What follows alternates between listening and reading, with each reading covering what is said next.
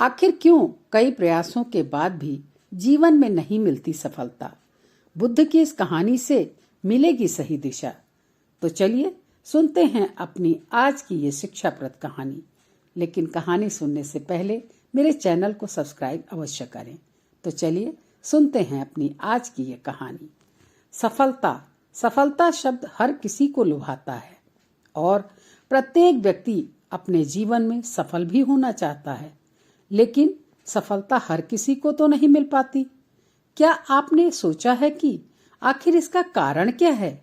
इसका जवाब आपको गौतम बुद्ध के जीवन से जुड़ी इस कहानी से मिलेगा।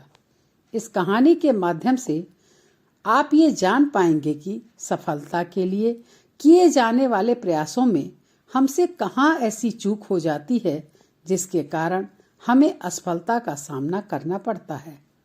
एक बार गौतम बुद्ध अपने भिक्षुओं के साथ एक गांव से गुजर रहे थे। उस गांव में पानी की कोई उचित व्यवस्था न होने के कारण लोग बहुत परेशान थे। गांव के लोगों को पानी लाने के लिए बहुत दूर जाना पड़ता था। गांव के पास बहुत बड़ा एक मैदान था जिसमें छोटे छोटे बहुत सारे गड्ढे खुदे हुए थे। एक भिक्षुक ने अपनी जिज्ञासा को शांत करने के लिए गौतम बुद्ध से पूछा कि गांव के इस मैदान में जो इतने सारे गड्ढे खुदे हुए हैं, आखिर उनकी उपयोगिता क्या है प्रभु?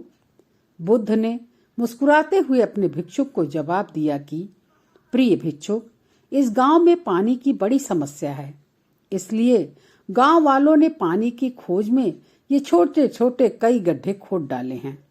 इतना सुनते ही भिक्षुक उन गड्ढों में पानी ढूंढने लगता है, लेकिन उन गड्ढों में पानी की एक बूंद भी नहीं मिलती। फिर वह गौतम बुद्ध से कहता है कि इन गड्ढों में तो पानी है ही नहीं। इस पर गौतम बुद्ध कहते हैं, तुम्हें वहां लोगों की भीड़ दिख रही है ना? वे सभी लोग गांव से दूर एक नदी की ओर पानी लाने के लिए जा रहे हैं।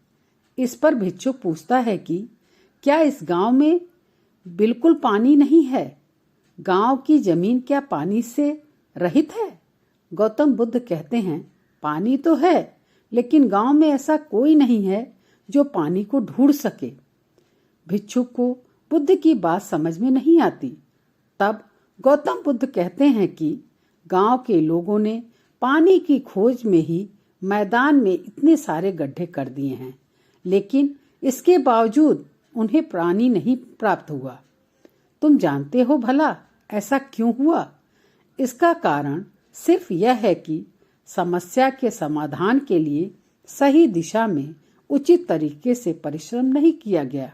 यदि गांव के लोग अलग अलग कई गड्ढे खोदने के बजाय सही दिशा में केवल एक गड्ढा ही मिलकर खोद देते तो 100 गड्ढों के बराबर वह होता और उन्हें पानी भी अवश्य ही मिल जाता।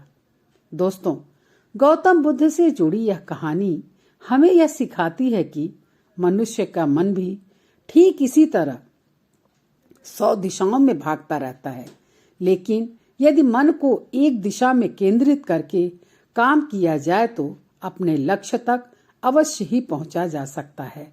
असफलता का कारण मन का चारों ओर भटकना ही है। सफलता तभी मिलती है जब हम मन को केंद्रित करके सही जगह पर उचित ढंग से परिश्रम करते हैं।